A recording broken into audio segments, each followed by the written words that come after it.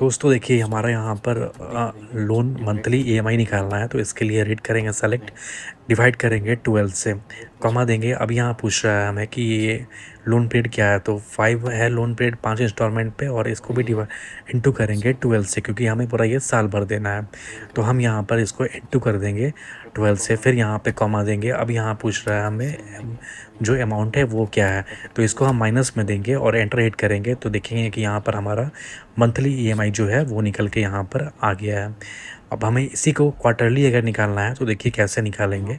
यहाँ पर is equal to देंगे, पीएमटी फार्मूला का यूज़ करेंगे। फिर यहाँ पर रेट पूछ रहा है, रेट हमारा 10% रहेगा, और फिर हमें इसे 12 से डिवाइड करेंगे, क्योंकि हमें एक साल में देना है। बट यहाँ पर हमें क्वार्टरली एक साल में 4 क्वार्टर होता है, तो हम यहाँ 4 लिखेंगे, फिर कॉमा देंगे यहाँ पर। अब हमें पूछ रहा है लोन पीरियड कितना है, तो यहाँ पर 5 है हमारा लोन पीरियड, 5 ईयर्स का है। इसको भी हम 4 से इंटू करेंगे, क्योंकि हमें क्वार्टरली में देना है 4 में। फिर यहाँ पर माइनस देंगे और यहाँ पर लोन अमाउंट जो है उसे करेंगे, और फिर ब्रैकेट क्लोज करके एंटर हिट करेंगे, तो आप देखेंगे यहाँ पर क्वार्टरली जो ईमेल है वो यहाँ पर आ गया है। अभी इसके बाद मान लीजिए कि हमें ईयरली निकालना है, तो इज इक्वल टू पीएमटी लगाएंगे, ब्रैकेट ओपन करेंगे यहाँ पर। फिर यहाँ पर जो ये इंटरेस्ट रेट है इसको करेंगे सेलेक्ट, यहाँ पर मैं 10% को कर लेता हूँ सेलेक्ट। फिर इसको डिवाइड करेंगे 12 से, क्योंकि हमें यहाँ पर एक साल का निकालना है, तो हम यहाँ पर C6 इसको 10% ही रहने देंगे, और फिर कॉमा देंगे। फिर यहाँ पर जो लोन पीरियड है हमारा वो 5 ईयर्स का है, तो इसको भी हम ऐसे रहने देंगे, क्योंकि ये एक साल का है। फिर कॉमा देंगे और एंटर हिट करेंगे, तो आप देखेंगे कि यहाँ पर हमारा ईयरली जो ईएमआई है वो निकल कर आ गया है। इसको अभी हम क्या करेंगे,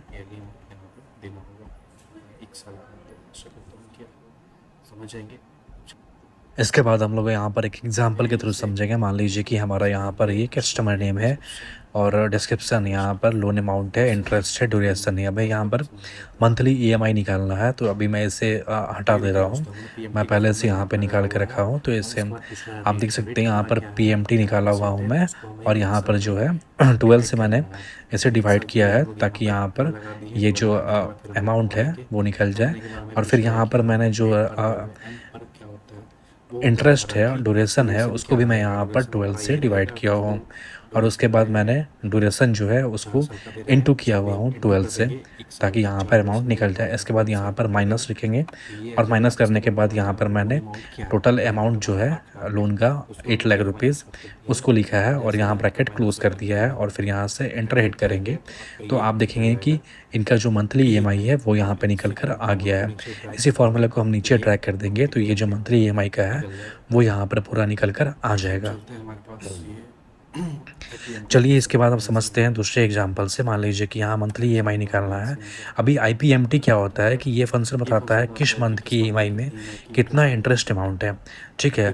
तो इसको हम एक एग्जांपल के थ्रू समझते हैं कि मान लीजिए यहाँ पर हमारा लोन अमाउंट है, इंटरेस्ट है, ड्यूरेशन है, मंथली ईएमआई है, तो हमें इसे हटा देता हूँ। अभी आईपीएमटी फार्मूला से निकालना है, तो इज इक्वल टू देंगे आईपीएमटी, यहाँ पर सॉरी आईपी मैं यहाँ पर टाइप कर ले रहा हूँ, IPMT, हाँ।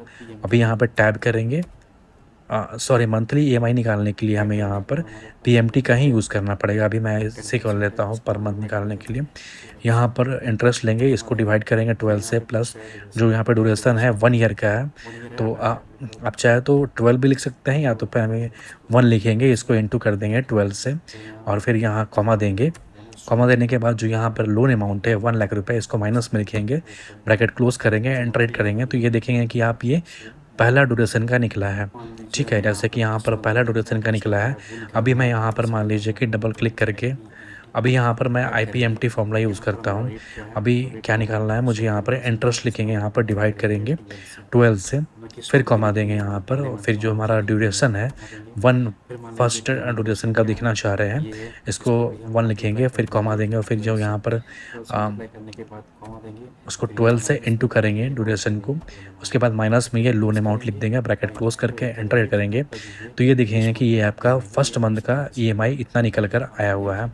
मान लीजिए कि मैं यहाँ पर सेकंड मंथ का दिखना चाहता हूँ, सेकंड मंथ का मान लीजिए मैं यहाँ पर दिखाऊंगा, एंटर हिट करूँगा, तो यहाँ पर जो ईएमआई है वो कम होते जाएगा, क्योंकि जैसे-जैसे हम ईएमआई पेड कर रहे हैं वैसे यहाँ पर इंटरेस्ट कम लग रहा है।